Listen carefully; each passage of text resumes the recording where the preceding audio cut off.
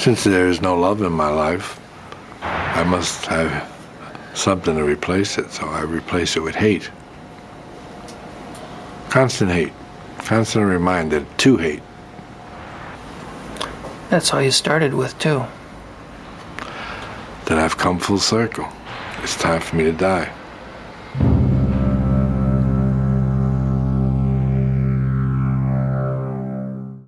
Welcome to the 1% English podcast, your daily 20-minute listening journey in English. In today's episode, our two hosts will dive into the complex inner world of one of the most chilling criminals in history, Richard Kuklinski, also known as the Iceman. Richard Kuklinski, the Iceman. Even the name, it has this chilling quality. It really does. And by his own count, potentially over 100 victims, a terrifying career. But what makes him so, I guess, compelling, almost unbelievable, is that contrast. The contrast, yeah, between the public face and the hidden reality. Right.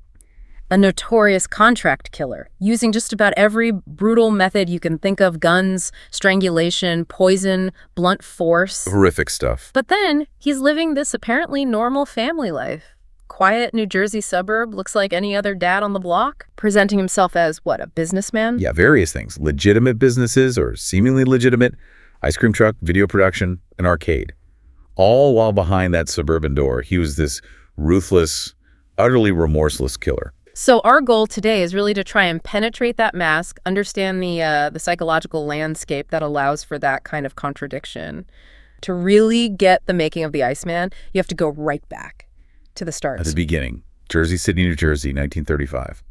Low-income household. But low income doesn't really capture it, does it? Not even close. The sources describe just a brutal, relentless environment. Violence wasn't just there. It was like the air they breathed. It shaped everything. His father, Stanley Kuklinski, an alcoholic railroad brakeman. And the descriptions.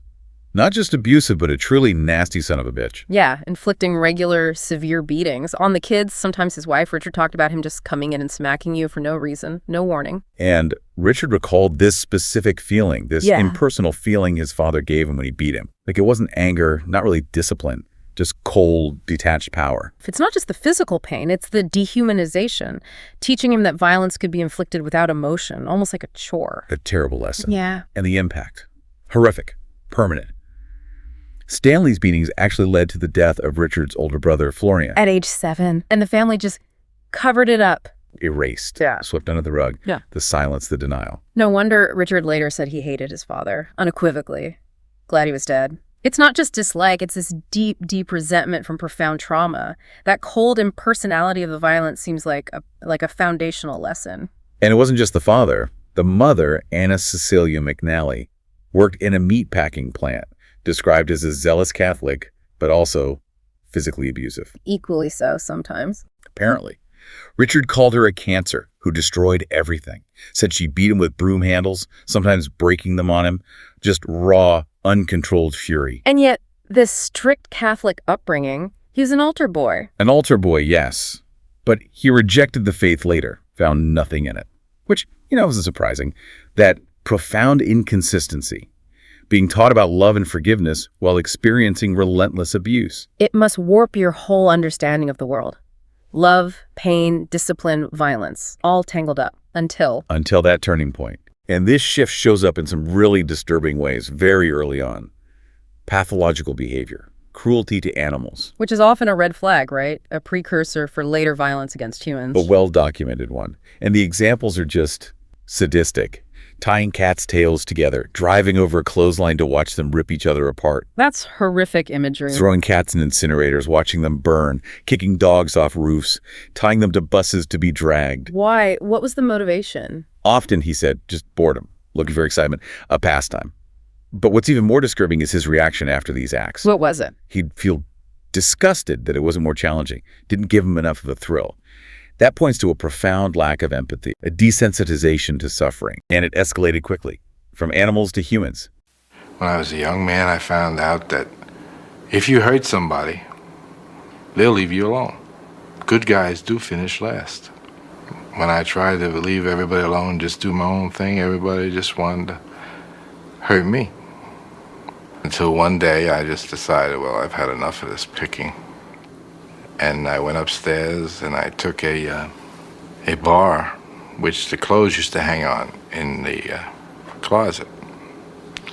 And I went back downstairs, and there were like 6 young men, still figuring they were gonna mess with my head, and we went to war. To their surprise, I was no longer taking the beating, I was giving it. And that's when I learned that it was better to give than to receive. Kuklinski's reputation as a tough guy with a hair-trigger temper grew. By the time he was 18, the abused had become the abuser. It wasn't long before he committed his first murder. Age 18, a bar fight. Yeah, hit a guy a few too many times with a pool cue, killed him. And his reaction afterwards is really telling. That mix, a flicker of something like sadness, maybe remorse, but instantly overshadowed by the thrill of power, of control. That's a key moment in his psychological development. He even admitted using a crossbow on someone just to see if it would work, strangling someone with a clothesline because they annoyed him. These aren't crimes of passion, they're cold curiosity, twisted experiments in lethality, casual retribution. Human life just had no value to him. It highlights that lack of empathy, that desire for absolute control, not just over situations, but over life and death itself. And it's interesting, he wasn't driven by the typical things you see in some violent offenders, like perverse sexual desires or heavy drug addiction. His motivation seems simpler, more primal. Control and later greed. People were just objects, obstacles or tools. Speaking of greed, how does a kid with an 8th grade education, this petty crook pool hustler, how does he end up supporting a family, wife Barbara, 3 kids, in an expensive suburban home while keeping this horrifying secret? Right. It suggests a pretty rapid and effective entry into a world that, well, paid better than legit jobs. He struggled initially. Low-paying work, volatile temper. Makes sense. But his way in was organized crime. He started by pirating pornographic films at a lab in Manhattan, selling them. And that connected him to the Gambino crime family, specifically Roy DeMeo. DeMeo, a notoriously brutal figure himself. Extremely brutal. This was Kuklinski's door into the professional underworld. He went from small-time hood to enforcer very quickly, punishing people who owed money, crossing the family. It suited his skill set, unfortunately. DeMeo, known for his own ruthlessness, basically orders Kuklinski to kill a random guy walking his dog, a complete stranger, just a test. And Kuklinski just does it. Complies instantly, no hesitation. Shoots the man in the back of the head as he walks past. This cold-blooded, unprovoked act. It proved his value to DeMeo. His remorselessness, his efficiency, his obedience. He became DeMeo's favorite enforcer. It wasn't just obedience, though, was it? It showed that capacity for, what's the term? Instrumental violence. Exactly. Violence as a tool, not driven by emotion, just a means to an end. In this case, getting that powerful position in the crime family. And once he was in, his methods, his arsenal of death, became incredibly varied. He didn't seem to have a favorite weapon type, really. No preference, just instruments. Handguns, derringers, .357 sawed-off shotguns, knives, blunt objects, tire irons, pool cues, even crossbows for quiet kills. Strangulation, too, for that direct control. That variety must have made him incredibly hard to track. No consistent MO with weapons? Precisely. But he did have a preferred method. Cyanide. Cyanide. Because it was clean, quiet, and crucially hard to detect in a standard autopsy. Yeah. Unless you were specifically looking for it. Insidious. Liquid spilled on clothes, soaking through the skin. Yeah, or putting it in food like a hamburger, turning a meal into a death sentence, aerosol sprays, even injection with a hypodermic needle in a crowded place like a disco to make it look like a heart attack. It shows this meticulous, almost scientific approach.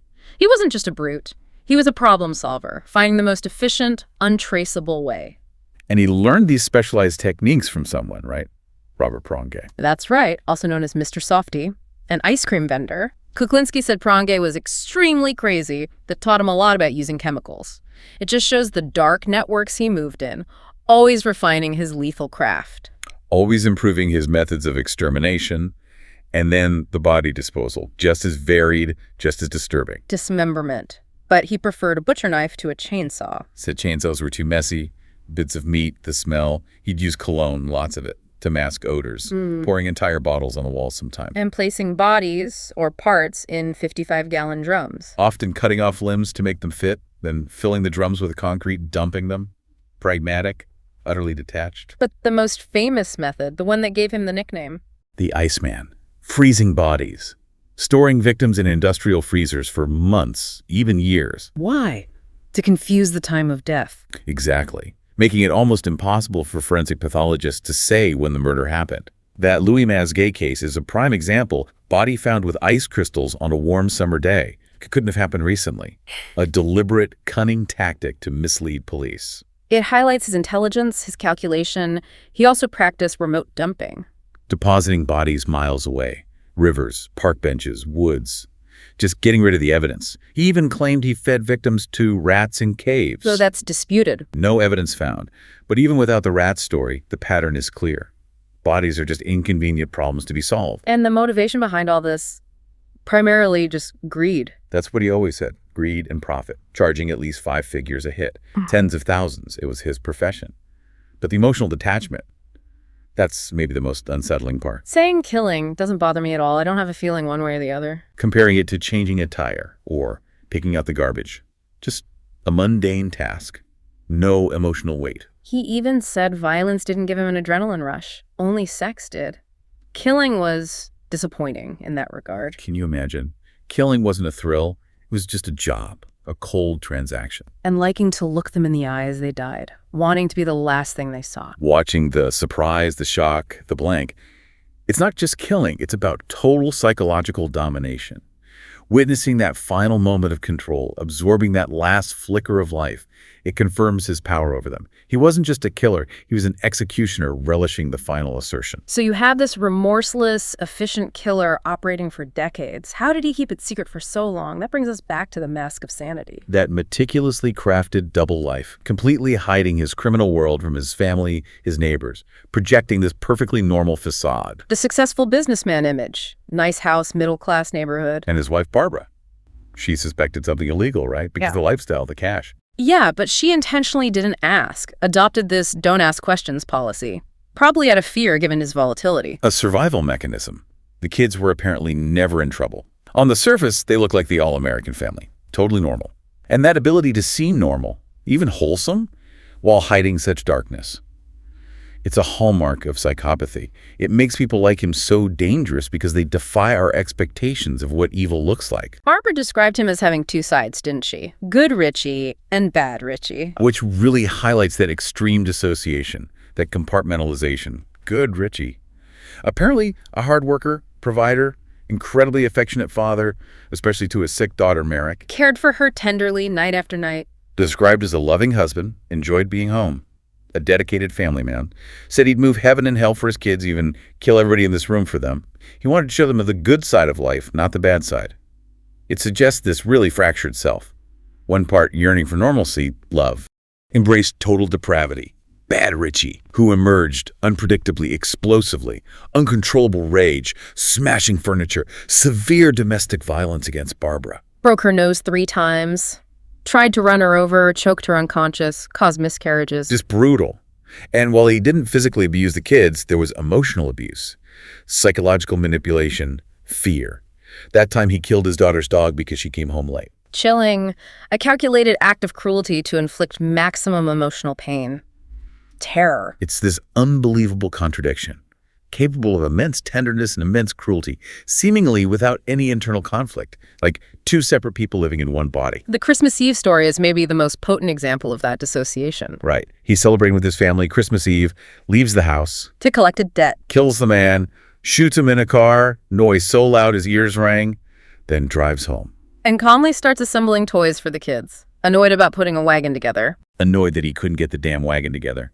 The seamless switch from cold-blooded murder back to doting dad, only bothered by a trivial frustration. It speaks volumes about his psychological detachment. It's beyond compartmentalization. It's like a fundamental disconnect between actions and emotions.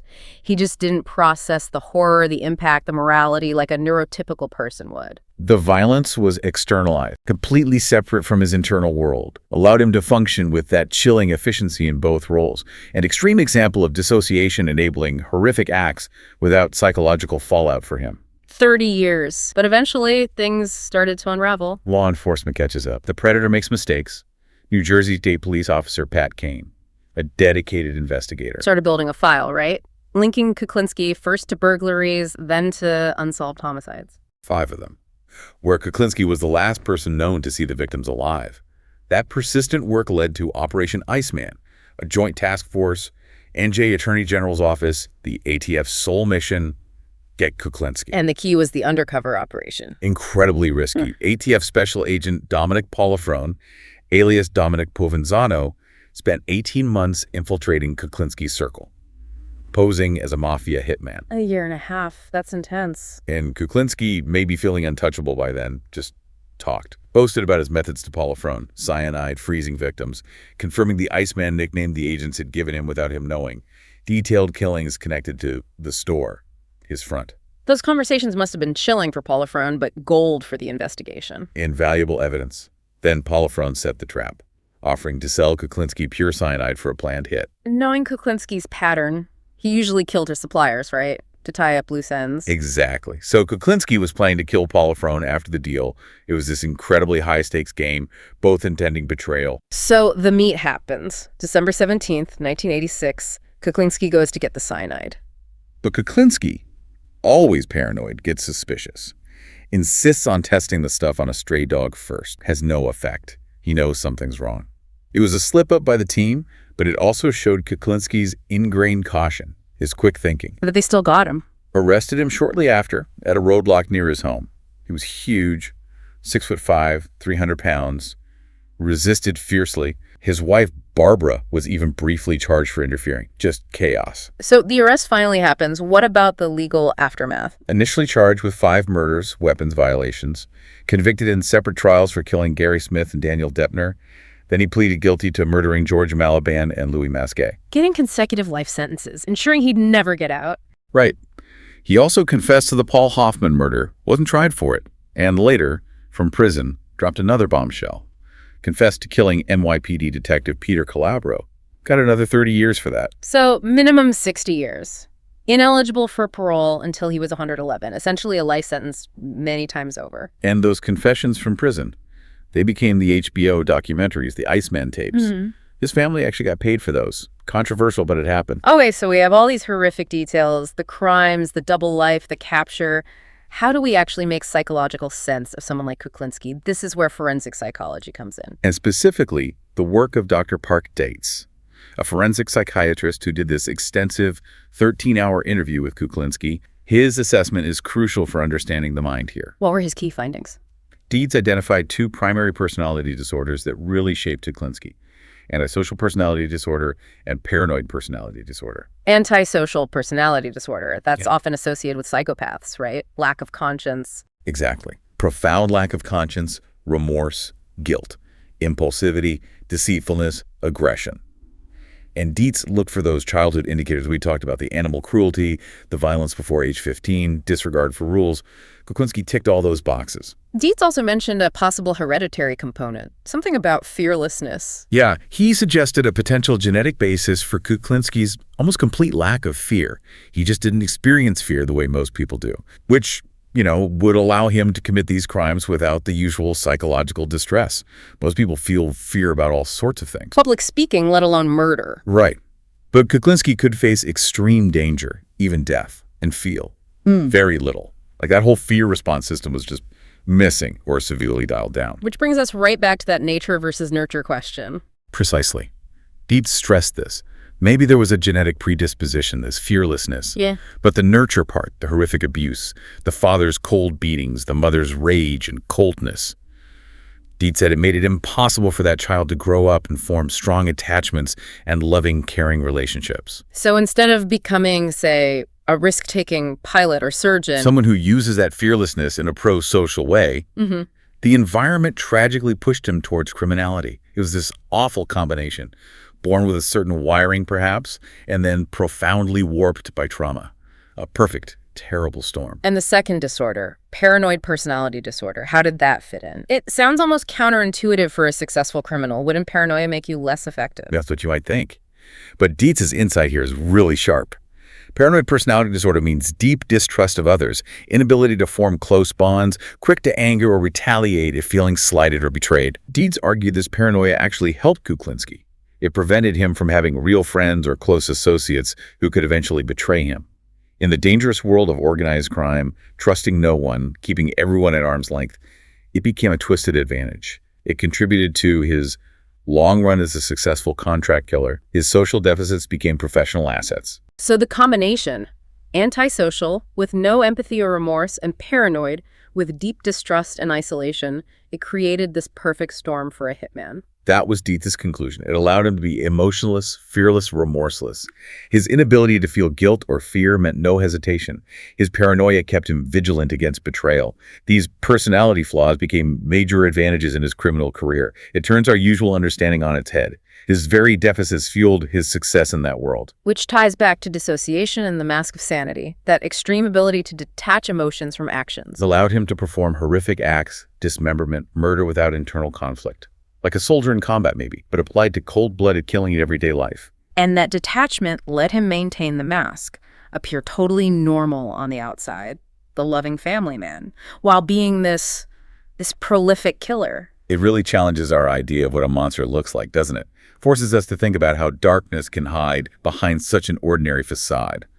The most dangerous people might be the ones you least expect, living right next door. It's a truly sobering thought, that evil doesn't always announce itself. And later on, in those prison interviews, Kuklinski offered this final bleak insight into his own motivation, or what was left. What was that? He said hate was all he had left, that it replaced the loving care he never got as a child. This constant burning hate was what kept him going, a destructive drive because there was nothing positive left. He said he'd come full circle, back to where he started, life consumed by hate. A terrifying, tragic endpoint. Shows how deep trauma and these maladaptive coping mechanisms can just completely warp someone, leaving only destructive emotions, perpetuating the cycle of suffering that began in his own childhood. Absolutely. It's a complex, dark picture. Okay, before we wrap up, let's clarify a few key terms from our discussion in our vocabulary corner. These are useful B2+ level words for understanding this kind of psychological profile. Good idea. First up, dissociation. We've mentioned this a lot. It's that separation of thoughts, feelings, or experiences from actions, often a response to trauma. And the example from Kuklinski. His ability to go from, say, dismembering a body to calmly assembling Christmas toys. That seamless switch shows an extreme form of dissociation. Okay, next term. Modus operandi, or MO. This is just a particular way or method of doing something, especially one that's characteristic of someone, like a criminal. So for Kuklinski, his varied modus operandi, using everything from guns to cyanide to freezing bodies, made him hard to track because there wasn't one single consistent MO for the killings themselves, even if freezing became a signature for disposal. Got it. And the last one? Remorse. This means deep regret or guilt for doing something wrong. And Kuklinski's relationship with remorse. Despite confessing to all these horrific killings, he expressed absolutely no remorse for his victims. The only regret he claimed was for hurting his family. That lack of remorse for the actual killings is a key killing feature of his psychology. Richard Kuklinski's life, his crimes, they really force us to confront some deeply uncomfortable questions, don't they? About human nature, about trauma. About the interplay between our biology, our genes maybe, and the environment we grow up in. How much is nature, how much is nurture when something like this emerges? Was he just born bad? Inherently evil, or was he irrevocably twisted by that horrific abuse, that complete lack of love and safety? The Iceman's story really challenges that idea that we can spot evil easily, that it looks a certain way. It forces us to consider that true darkness can hide behind that mask of sanity. It really begs the question, how many others might be out there, walking among us, their inner lives a complete mystery behind an ordinary face? So the final thought for you listening. What does Kuklinski's story tell you about the complexities of human behavior? About that incredibly thin, often invisible line between being a victim and becoming a perpetrator. Congrats! You just crushed your 1% for today. If you're loving this podcast, show that subscribe button some love. And don't forget to hit the bell so you never miss your daily dose of 1%. That's it for today. Take care, keep growing, and we'll see you tomorrow.